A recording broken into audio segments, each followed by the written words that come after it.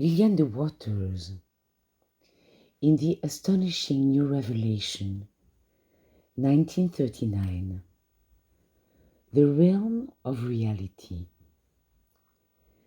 There is a realm which we may enter now and here without moving geographically from where we are, a realm which is not ruled by time nor space, by people, thoughts, nor things.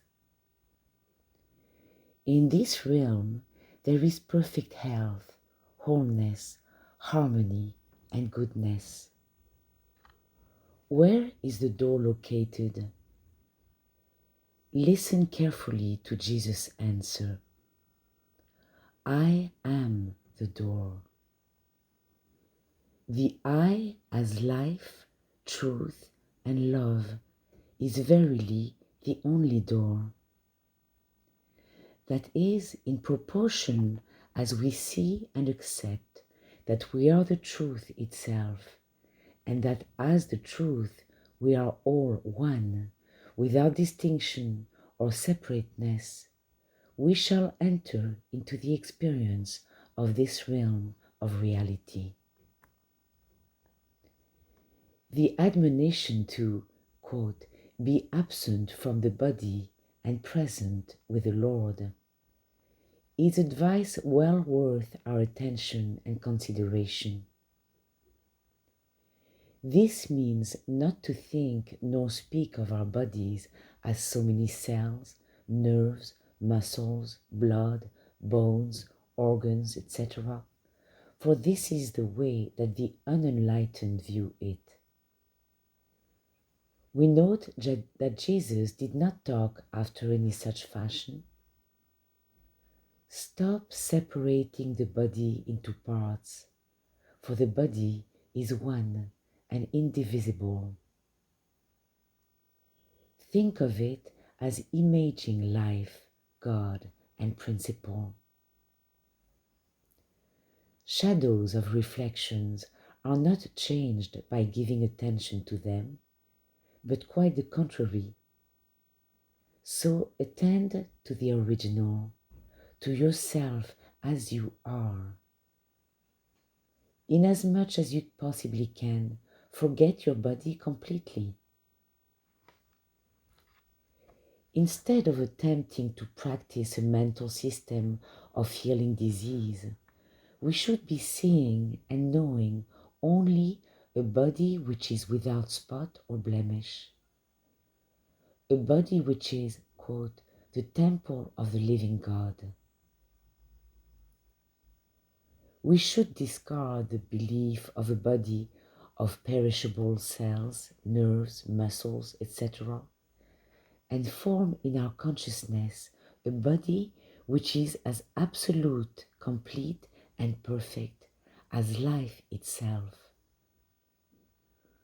For so long as we consider the body to be corruptible, vulnerable, and material, will it appear subject to death and dissolution. When we are willing to renounce all wrong beliefs about the body and understand its real and perfect nature, we shall be taking part in the Christ viewpoint and experience. Really, there is never any body nor any disease to be healed.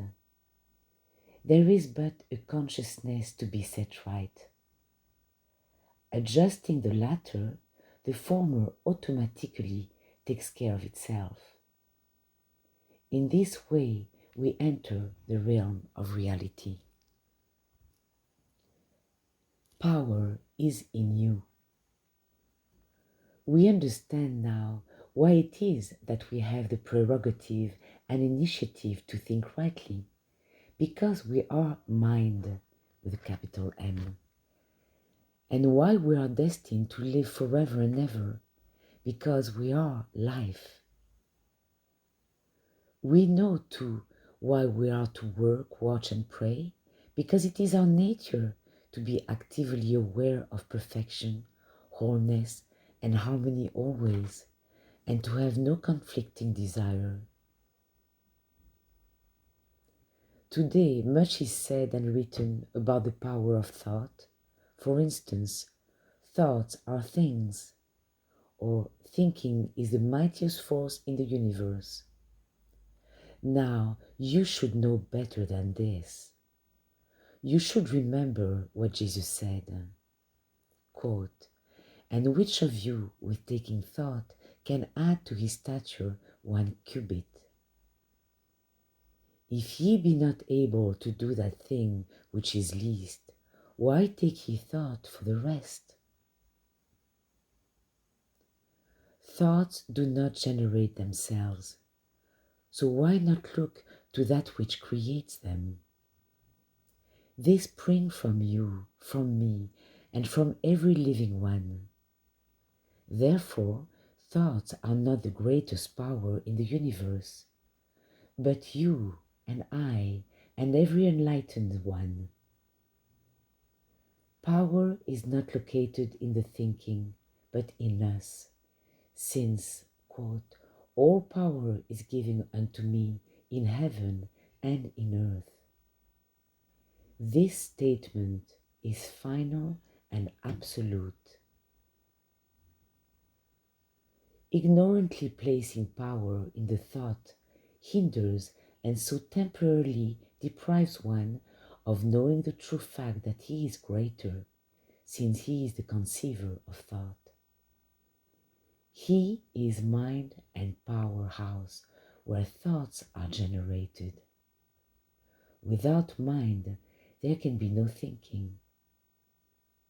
Knowing this, he places power where it belongs, in himself. As the world wakens to take its attention from the thought to the thinker, and there to place the power and glory, greater strides will be made in transforming earth into heaven. So be sure you regard yourself as superior to your thinking, for your thoughts come and go, while you abide forever. Nor should you give any heed to the notion of transforming human beings into Superman. Every living one on earth appears as a human being only because he yields to common consent. We should never allude to ourselves as human beings, mortals, nor mankind. All such beliefs are part of the dream. Like Jesus, we should make ourselves life, truth, and light, nor think it robbery to be equal with God. Success lies within us only because we are mind, the thinker, or with capital letters. Health abides within us only because we are life, all harmonious and complete. Finally, all things are ours only because we are that being to whom nothing is impossible. True, we may have things yet to learn about the how and the wherefore, but to begin by placing power where it rightfully belongs is the first step toward success.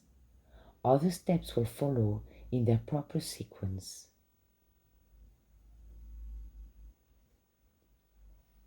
How to produce our supply? How shall I produce my supply? This question arises in the heart of nearly everyone today. So let us see if we can discover the true and right answer. First of all, and the most important, you should understand clearly just where your supply comes from and what it is you need. Ask yourself where you are looking for it and to whom. Are you locating it out in the world, in this place or that place? Are you placing it in the hands of certain individuals? Or is it that you are looking to God outside of you and waiting for His cooperation and support? The fact is, Jesus, our Master, did none of these things, yet He produced whatever He required, and at once. Then would it not be sensible for us to study the life of Jesus and discover for ourselves just why He was so successful and sure? We know that He did not look to any person for supply, nor ever wait for a certain or crucial time or season. Moreover, we do not find Him praying to any outside God for anything. We discover, however, that He depended wholly and completely upon Himself, that He was absolutely self-sufficient. But why and how? He was self-sufficient because He knew that He was the way and the light unto Himself. He depended entirely upon Himself as mind, all-knowing, as principle, all-sufficing, as truth, all-supplying. Verily, He maketh Himself God. He knew He contained all power within Himself, for He said so, and He demonstrated it. He knew that He could speak the word, and it would come to pass, and it was so.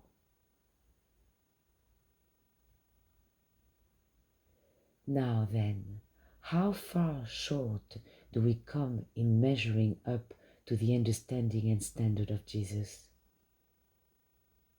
Could it be that we are not to embody Him in this respect? Absolutely no. Follow me, He commanded. So then, one of the first things required is that we accept our true position. Let this same mind be in us which was also in Christ Jesus, and use it to fulfill our needs. How could we expect to produce our supply otherwise? As a human or mortal being, you cannot claim to have the divine mind. You cannot spiritualize a human mind.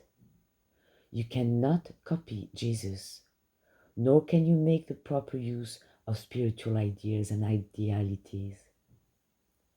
You must take your position as this mind to be certain and absolute. Suppose, for instance, you need some particular activity, such as employment or a job. Then look to yourself as the light and the way, yourself as mind all-sufficient. Have the utmost faith in this power within you to bring about the thing you need and to do it easily, quickly, and successfully. Turn away from people, things, seasons, customs, and appearances. Depend and rely solely and completely, trustingly and understandingly upon yourself as the way through which your need shall be fulfilled. As heretofore you have placed your trust and faith in God as outside of you, now place the same trust and faith in God within you. You will assuredly gain a feeling of security, power, and peace, and you will soon come face to face with the fulfillment of your desire. We are required to live and act as though we were actually in the kingdom, rather than in some bad dream world or far country. Here, in the kingdom, it should be easy for us to find the very thing we wish, right at hand, to speak and have it come to pass, to think and see it manifested.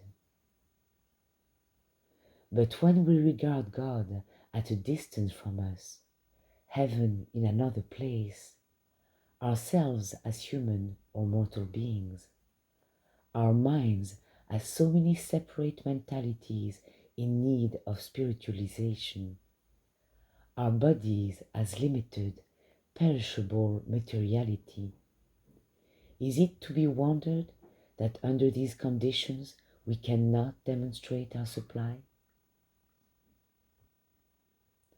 So arouse yourselves and leave the tomb of the darkness, ignorance, and impenetrability. Come into the awareness and knowledge of yourself as you are, into the glory and wonder of your own being, which is accredited to have dominion over the world, the flesh, and the devil, and is empowered to accept that state of perfection, harmony, and bliss which we all were before the world began. Quote, open the door and I will come in. Open your consciousness, beloved, to admit the astonishing new revelation that you are the changeless truth. You are the all-knowing mind. You are the immortal life. And as such all things are yours. Quote, be still and know that I am God. Therefore, do not seek for statements to repeat, nor formulas to memorize, but consider yourself as able and willing to reveal whatever you require or stand in need of. Let the light come forth in you. Let the word be spoken by you. Let the mind in you be self-revealing. Then you will feel the unspeakable love which comes from an all-trusting, enlightened consciousness. It is possible for this mind to bring to pass in its own experience whatever it can vision. It is therefore wise for us to state the thing we wish, that is, name it, for everything is known by its name. Do not just state, I am wealth, or I desire abundance, but hold your vision to that exact or specific thing of which you are in need. There must be no strain or stress about it, for can you imagine the divine mind as operating in any way other than a natural, easy manner? All nature portrays simplicity, quietness, ease. So when we use force or stress, we are not operating as the divine mind. As this mind or principle, we may outline, of course, and we should endeavor always to think and act in a simple, quiet way, as though it were perfectly natural. For the instant, there comes mental force and labor. We know we have left the way of the Christ teaching. Yes, it requires faith, trust, confidence, goodwill, and the renunciation of ourselves as man, dependent upon an unknown God, or left at the mercy of our own personalities. But earnestness, honesty, sincerity, and goodwill inevitably bring their own just reward and rich blessings.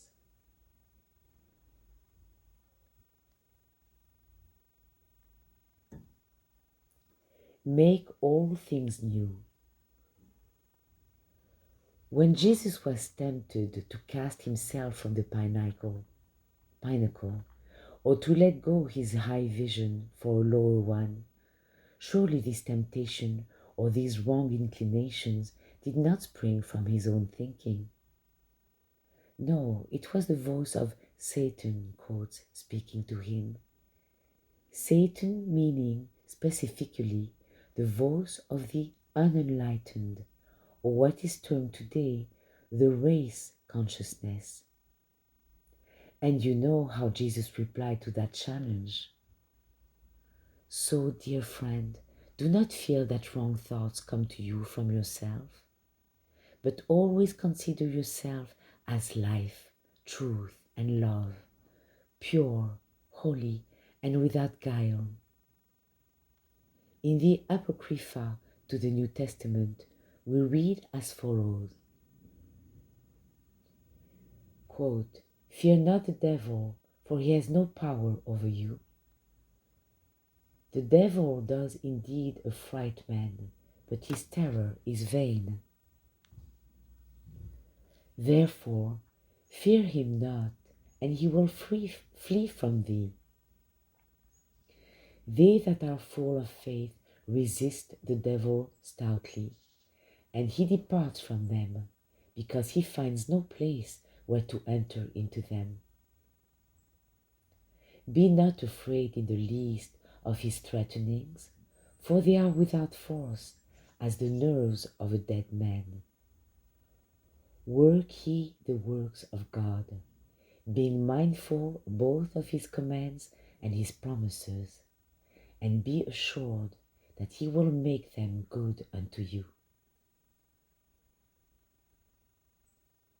Thus, as we allow Jesus, our Master, to teach us through his words and examples, and as we permit the astonishing new revelation to break forth in all its glorious effulgence, we shall be following Jesus into that realm where we experience eternal dawn, and where, quote, "there shall be no night there, and there shall be no more death, neither sorrow nor crying, neither shall there be any more pain, for the former things are passed away. Behold, I make all things new."